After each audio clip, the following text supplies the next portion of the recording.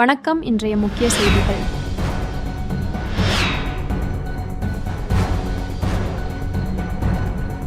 காலப்பட்டு மத்திய பல்கலைக்கழக வளாகத்தில் உள்ள பேராசிரியர் குடியிருப்பில் உள்ள வீட்டை உடைத்து தங்கம், வெள்ளி மற்றும் பணம் கொள்ளையடிக்கப்பட்ட சிசிடிவி காட்சிகள் வெளியாகி பரபரப்பை ஏற்படுத்தியுள்ளது.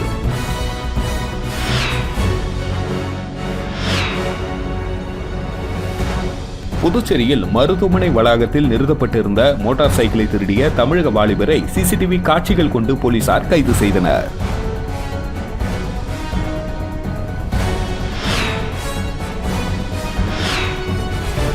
பணி நீக்கம் செய்யப்பட்ட ஆசிரியர்களுக்கு மீண்டும் பணி நிரந்தரம் செய்யப்படுவர் என சட்டமன்ற உறுப்பினர் வி.பி. ராமலிங்கம் உறுதியளித்துள்ளார்.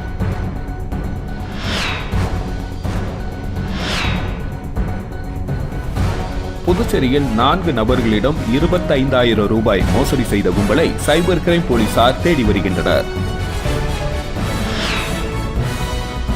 இனி வருவது விரிவான செய்திகள். புதுச்சேரியில் காலாப்பட்டு மத்திய பல்கலைக்கழக வளாகத்தில் உள்ள பேராசிரியர் குடியிருப்பில் உள்ள வீட்டை உடைத்து தங்கம், வெள்ளி மற்றும் பணம் கொள்ளையடிக்கப்பட்ட சம்பவம் பெரும் பரபரப்பை ஏற்படுத்தியுள்ள நிலையில் இது தொடர்பான சிசிடிவி காட்சிகள் வெளியாகி பரபரப்பை ஏற்படுத்தியுள்ளது. புதுச்சேரி காலாப்பட்டு மத்திய பல்கலைக்கழக பேராசிரியர்கள் குடியிருப்பில் வசித்து வருபவர் மைக்ரோ பயாலஜி பேராசிரியர் சித்தார்த் புஷி. ஆந்திர மாநிலத்தை சேர்ந்த இவர் குடும்பத்தோடு இந்த வீட்டில் தங்கியிருந்து பல்கலைக்கழகத்தில் பணியாற்றி வருகிறார். குடும்பத்தோடு கடந்த 2 நாட்களுக்கு முன்பு சிம்லா சுற்றுலா சென்றார். இந்நிலையில் நேற்று அவரது வீட்டின் கதவு திறக்கப்பட்ட நிலையில் கிடந்தது. இதனால் சந்தேகம் அடைந்த காவலாளிகள் காலாப்பட்டு போலீசாருக்கு தகவல் தெரிவித்தனர். இன்ஸ்பெக்டர் தனசேகர் தலைமையிலான போலீசார் சம்பவம் நடந்த வீட்டை பார்வையிட்டனர். சிம்லா சுற்றுலா சென்ற பேராசிரியர் சித்தார்த் புஷிக்கு தகவல் தெரிவிக்கப்பட்டது. பேராசிரியரின் நெருங்கிய உறவினர்களை வரவழைத்து பார்த்தபொழுது வீட்டின் பீரோவில் இருந்து 232 கிராம் தங்க நகைகள், வெள்ளி பொருட்கள் என மொத்தம் ரூபாய் 25 லட்சம் மதிப்புள்ளான பொருட்கள், ரொக்கப்பணம் கொள்ளையடிக்கப்பட்டது தெரியவந்தது. இதுகுறித்து காலாப்பட்டு போலீசார் வழக்கு பதிந்து விசாரணை நடத்தி வருகின்றனர். இதனிடையே இந்த திருட்டு சம்பவம் தொடர்பான சிசிடிவி காட்சிகள் தற்பொழுது வெளியாகி பரபரப்பை ஏற்படுத்தி உள்ளது. புதுச்சேரியில் மருத்துவமனை வளாகத்தில் நிறுத்தப்பட்டிருந்த மோட்டார் சைக்கிளை திருடிய தமிழக வாலிபரை சிசிடிவி காட்சிகள் கொண்டு போலீசார் கைது செய்தனர். விழுப்புரம் மாவட்டத்தை சேர்ந்தவர் கோபிநாதன் ஜெராக்ஸ் கடை நடத்தி வருகிறார். இவர் கடந்த 26ஆம் தேதி புதுச்சேரி எல்லைப் பகுதியில் உள்ள தனியார் மருத்துவமனையில் அனுமதிக்கப்பட்டிருந்த அவரது உறவினர் ஒருவரை பார்ப்பதற்காக தனது இருசக்கர வாகனத்தில் வந்தார். அதனை மருத்துவமனை வாகன நிறுத்தமிடத்தில் நிறுத்திவிட்டு உறவினரை பார்த்துவிட்டு வீடு திரும்ப வந்த பொழுது இருசக்கர வாகனம் மாயமாகி இருப்பதை கண்டு அதிர்ச்சியடைந்தார். இதுகுறித்து அவர் அளித்த புகாரின் பேரில் திருபுவனை போலீசார் வழக்கு பதிவு செய்து மருத்துவமனையில் பொருத்தப்பட்டிருந்த சிசிடிவி காட்சிகளை ஆய்வு செய்து விசாரணை மேற்கொண்டனர். விசாரணையில் விழுப்புரம் மாவட்டம் வளவனூரை சேர்ந்த அன்பு என தெரியவர அவரை போலீசார் கைது செய்து சிறையில் அடைத்தனர். மேலும் இவ்வழக்கில் தலைமறைவாக உள்ள அன்பின் நண்பரை தேடி வரும் போலீசார் அவரை கைது செய்த பின்னரே இருசக்கர வாகனத்தை மீட்கப் போவதாக தெரிவித்துள்ளனர். புதுச்சேரியில் 4 நபர்களிடம் 25,000 ரூபாய் மோசடி செய்த கும்பலை போலீசார் தேடி வருகின்றனர். புதுச்சேரி சண்முகாபுரத்தை சேர்ந்தவர் சிவபெருமாள். இவரை தொடர்பு கொண்ட நபர் கார் கம்பெனியில் இருந்து பேசுவதாக முதலில் அறிமுகம் செய்தார். கம்பெனியில் வேலை வேண்டுமானால் முதலில் டெபாசிட் செலுத்த வேண்டும் என கூறினார். அதை நம்பி அவர் 22,000 பணத்தை அனுப்பினார். பின்னர் அந்த நபரை தொடர்பு கொள்ள முடியாததால் மோசடி கும்பல் என தெரியவந்தது. மேலும் ரெட்டியார்பாளையத்தை சேர்ந்த ஜோதிகா 1,600, சாரம் பகுதியை சேர்ந்த சுவர்ணலட்சுமி 1000 ரூபாய், வில்லியனூரை சேர்ந்த அப்துல் 1000 ரூபாய் அனுப்பி மோசடி கும்பலிடம் ஏமாந்துள்ளனர். இதுகுறித்து 4 நபர்களும் தனித்தனியே கொடுத்த புகாரின் பேரில் சைபர் கிரைம் போலீசார் வழக்கு பதிந்து மர்ம கும்பலை தேடி வருகின்றனர். பணி நீக்கம் செய்யப்பட்ட ஆசிரியர்களுக்கு மீண்டும் பணி நிரந்தரம் செய்யப்படுவர் என சட்டமன்ற உறுப்பினர் வி.பி. ராமலிங்கம் உறுதியளித்துள்ளார். புதுச்சேரி அரசு கல்வித்துறையில் ஒப்பந்த அடிப்படையில் ஆசிரியர்கள் பணியாற்றி வந்தனர். அவர்களின் பதவிக்காலம் முடிந்த நிலையில் பணி நீக்கம் செய்யப்பட்டு கல்வித்துறை அறிவிப்பு வெளியிட்டது. இந்த நிலையில் பணி நீக்கம் செய்யப்பட்ட ஆசிரியர்கள் சட்டப்பேரவையில் உள்ள மாதா கோவில் முன்பு தொடர்ந்து 3 நாட்களாக அறவழி போராட்டத்தில் ஈடுபட்டு வருகின்றனர். இந்த நிலையில் அங்கு வந்த சட்டமன்ற உறுப்பினர் வி.பி. ராமலிங்கம் போராட்டத்தில் ஈடுபட்ட ஆசிரியர்களை சந்தித்து பேச்சுவார்த்தை நடத்தினார். முதல்வர் மற்றும் அமைச்சர்கள், சட்டமன்ற உறுப்பினர்கள் தங்களுக்கு ஆதரவாக உள்ளதாகவும் விரைவில் பணி நிரந்தரம் செய்யப்படுவீர்கள் என உறுதியளித்துள்ளார். அறிவுபூர்வமா யோசிச்சு செய்யும். அரசாங்கம் ரெண்டு பேருமே ஓப்பனா சொல்லட்டுமா, 2 பேரும் உங்களுக்கு சப்போர்ட்டாக இருப்பாங்க. நீங்க இன்னும் நம்ம இப்படிலாம் பண்ணா இன்னும் வரும்னு நினைச்சீங்கன்னா நீங்க முடிவு பண்ண வேண்டியது. அதுக்காக சொல்றேன். 3 நாளா இருக்கிறோம். நீங்க கூப்பிடுங்க, சிஎம் கிட்ட போவாங்க, பிஎம் கிட்ட வாங்க, உங்களுடைய குறைகளை சொல்லுங்க, என்னன்னு சொல்லி டிமாண்ட் சொல்லுங்க. செய்யறது செய்யாதது இருக்குன்னு சொல்லிட்டு எங்களை கூப்பிட்டு இருக்கலாம். 3 நாளா இருக்கிறோம். ஊதியக்குழு பரிந்துரைகளை அமல்படுத்த கோரி ஓய்வூதியர் சங்கத்தினர் அண்ணா சிலை அருகில் கண்டன ஆர்ப்பாட்டத்தில் ஈடுபட்டனர். தேசிய ஓய்வூதியர் சங்கங்களின் ஒருங்கிணைப்பு குழு புதுச்சேரி கிளை சார்பில் மத்திய அரசு கடந்த மார்ச் மாதம் 25ஆம் தேதி நிறைவேற்றிய நிதி சட்டத்தில் ஓய்வூதியதாரர்களுக்கு பாரபட்சம் காட்டும் பிரிவை திரும்ப பெற வேண்டும், 8வது ஊதிய குழுவின் பரிந்துரைகளை அனைத்து ஓய்வூதியதாரர்களுக்கும் அமல்படுத்த வேண்டும் என்று வலியுறுத்தி புதுவை அண்ணா சிலை அருகில் கண்டன ஆர்ப்பாட்டம் நடைபெற்றது. ஆர்ப்பாட்டத்திற்கு புதுச்சேரி கிளை தலைவர் நடராஜன் தலைமை தாங்கினார். இதில் பொதுச் செயலாளர் ராதாகிருஷ்ணன், சங்கத்தின் பொறுப்பாளர்கள் சண்முகம், கலியமூர்த்தி, ராமகிருஷ்ணன், அரசு ஊழியர் சம்மேளன நிரந்தர செய்தி தொடர்பாளர் கலைமாமணி டாக்டர் நமச்சிவாயம் உட்பட பலர் கலந்து கொண்டு மத்திய அரசுக்கு எதிராக கண்டன கோஷங்களை எழுப்பினார்கள்.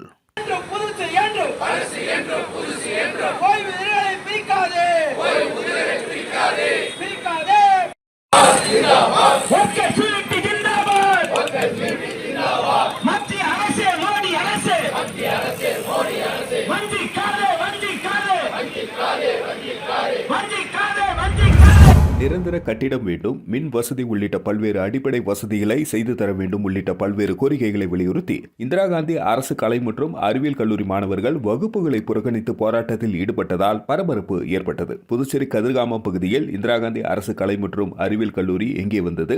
போதிய இடவசதி மற்றும் கட்டுமான பணிகள் நடைபெற்றதால் தற்காலிகமாக கோரிமேட்டில் உள்ள இந்திரா காந்தி அரசு உயர்நிலைப்பள்ளி கட்டிடத்தில் கல்லூரி இயங்கி வருகிறது. இந்த நிலையில் தற்காலிக கல்லூரி கட்டிடத்தில் அடிக்கடி மின் தடை ஏற்படுவதாகவும் இப்போதைய பேராசிரியர்கள் இல்லாததால் கல்வி பாதிக்கப்படும் சூழ்நிலை ஏற்பட்டுள்ளதாக கூறப்படுகின்றது.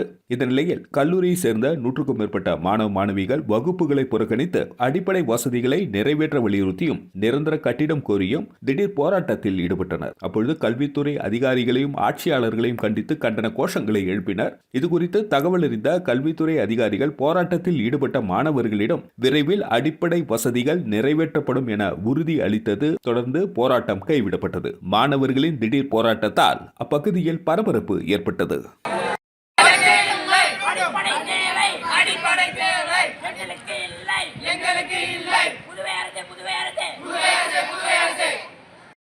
எல்லாமே அவுடேட்டட் எக்யூப்மெண்ட்ஸ் தான் இருக்குது. அது மட்டும் இல்லாமல் இப்போ காலேஜ் கிளாஸ்க்கு ஒரு கிளாஸ்க்கு 60 ஸ்டூடெண்ட்ஸ் இருக்காங்க. For each department 3 to 6 classes இருக்குது. எங்களுக்கு வந்து போதிய லேப் எக்யூப்மெண்ட்ஸ் வந்து எனாஃபா இல்லை, ரொம்ப கம்மியான லேப் எக்யூப்மெண்ட்ஸ் தான் இருக்குது. அப்படி இருக்கிற லேப் எக்யூப்மெண்ட் அவுடேட்டடாக இருக்குது. புதுச்சேரி கதிர்காமம் இந்திரா காந்தி அரசு மருத்துவமனையில் புதுப்பிக்கப்பட்ட அவசர மருத்துவம் மற்றும் விபத்து பிரிவை மருத்துவமனை இயக்குநர் டாக்டர் உதயசங்கர் திறந்து வைத்தார். புதுச்சேரி கதிர்காமம் இந்திரா காந்தி அரசு மருத்துவமனையில் புதுப்பிக்கப்பட்ட அவசர மருத்துவம் மற்றும் விபத்து பிரிவு திறப்பு விழா இன்று நடைபெற்றது. இந்த நிகழ்ச்சியில் சிறப்பு விருந்தினராக மருத்துவமனை இயக்குநர் டாக்டர் உதயசங்கர் கலந்து கொண்டு புதுப்பிக்கப்பட்ட அவசர சிகிச்சை பிரிவை திறந்து வைத்தார். இந்த நிகழ்ச்சியில் கல்லூரி டீன் டாக்டர் கவிதா வாசுதேவன், மருத்துவ கண்காணிப்பாளர் டாக்டர் ஜோசப் ராஜேஷ், நிர்வாக அலுவலர் முத்துலிங்கம், பொது தொடர்பு அலுவலர் டாக்டர் ராஜேஷ் ரத்தினம் மற்றும் டாக்டர் அருண் ஆகியோர் கலந்து கொண்டு விழாவினை சிறப்பித்தனர். இந்த நிகழ்வை அவசர மருத்துவம் மற்றும் விபத்து பிரிவு பொறுப்பு அதிகாரியாக பணியாற்றும் உதவி பேராசிரியர் டாக்டர் சுரேந்தர் சிறப்பாக ஏற்பாடு செய்திருந்தார். புதிய வசதிகள், மேம்படுத்தப்பட்ட மருத்துவ உபகரணங்கள் மற்றும் பராமரிப்பு முறைகள் ஆகியவை மருத்துவமனையின் அவசர சிகிச்சை மற்றும் விபத்து பிரிவில் மேலும் வலுப்படுத்தப்பட்டுள்ளது.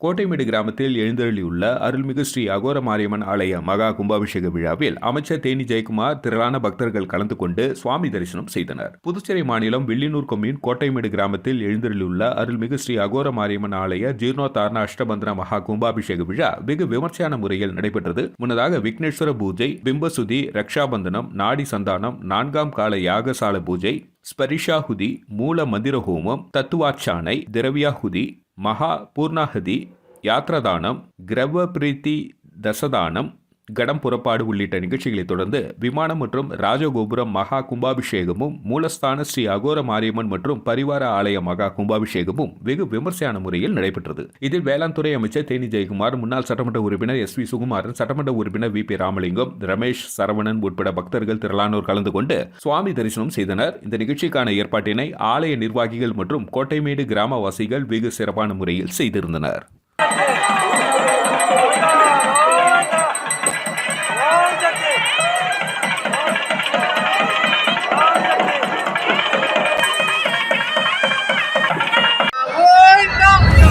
புதுச்சேரி அரசு சமூக நலத்துறை மூலம் திருபுவனை தொகுதியை சேர்ந்த மாற்றுத்திறனாளி பயனாளிகளுக்கு 3 சக்கர மோட்டார் வாகனங்களை சட்டமன்ற உறுப்பினர் அங்காளன் வழங்கினார். புதுச்சேரி அரசின் சமூக நலத்துறை மூலம் திருபுவனை தொகுதியை சேர்ந்த மாற்றுத்திறனாளி பயனாளிகளுக்கு 3 சக்கர மோட்டார் வாகனம் மற்றும் மாற்றுத்திறனாளிகள் 10 நபர்களுக்கு மாதாந்திர நிதி உதவி வழங்கும் நிகழ்ச்சி திருபுவனை சட்டமன்ற உறுப்பினர் அலுவலகத்தில் நடைபெற்றது. இந்த நிகழ்ச்சியில் தொகுதி சட்டமன்ற உறுப்பினர் அங்காளன் கலந்து கொண்டு மாற்றுத்திறனாளிகள் 3 நபர்களுக்கு அரசின் 3 சக்கர மோட்டார் வாகனத்தையும் மேலும் 10 மாற்றுத்திறனாளி நபர்களுக்கு மாதாந்திர நிதி உதவியும் திருபுவனை தொகுதியை சேர்ந்த பயனாளிகளுக்கு வழங்கினார். இதில் சமூக நலத்துறை இணை இயக்குனர் ஆறுமுகம், கண்காணிப்பாளர் திருமுருகன், அதிகாரிகள், ஊர் முக்கிய பிரமுகர்கள், சட்டமன்ற உறுப்பினரின் ஆதரவாளர்கள் மற்றும் ஊர் பொதுமக்கள் பலர் கலந்து கொண்டு இந்த நிகழ்ச்சியை சிறப்பித்தனர்.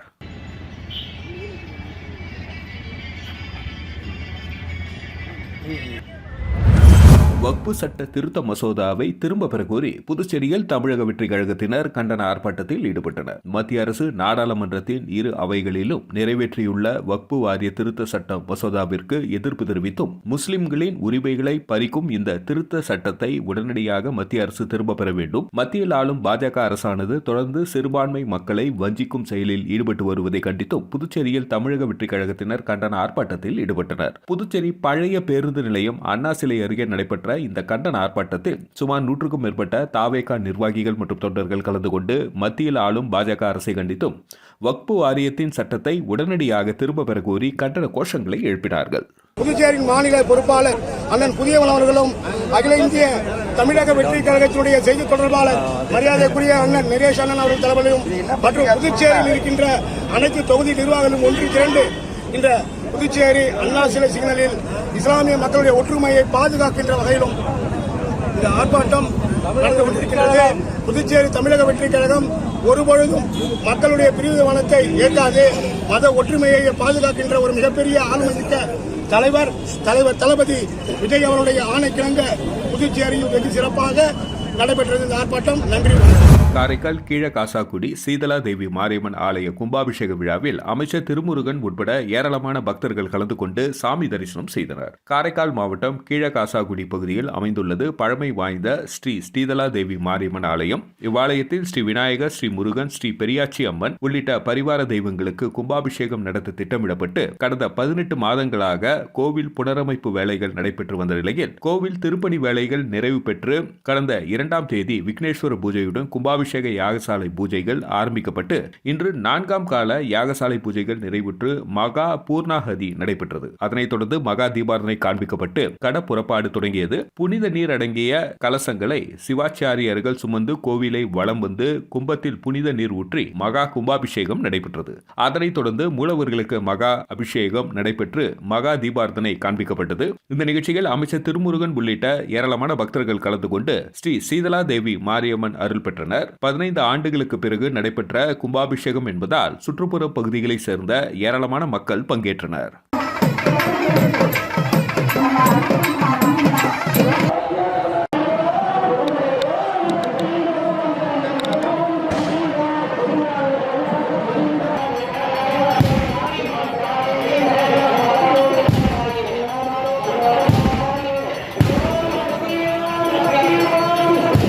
மீண்டும் இன்றைய முக்கிய செய்திகள்.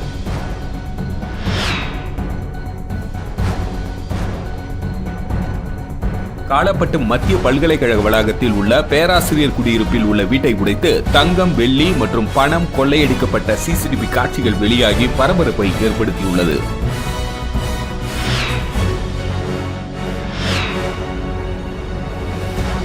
புதுச்சேரியில் மருத்துவமனை வளாகத்தில் நிறுத்தப்பட்டிருந்த மோட்டார் சைக்கிளை திருடிய தமிழக வாலிபரை சிசிடிவி காட்சிகள் கொண்டு போலீசார் கைது செய்தனர்.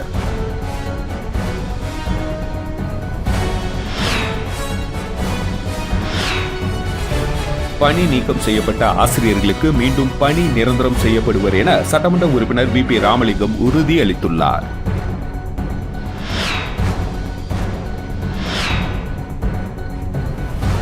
புதுச்சேரியில் 4 நபர்களிடம் 25,000 ரூபாய் மோசடி செய்த கும்பலை சைபர் கிரைம் போலீசார் தேடி வருகின்றனர்.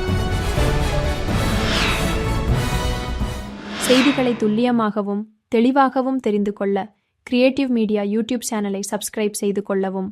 நன்றி, வணக்கம்.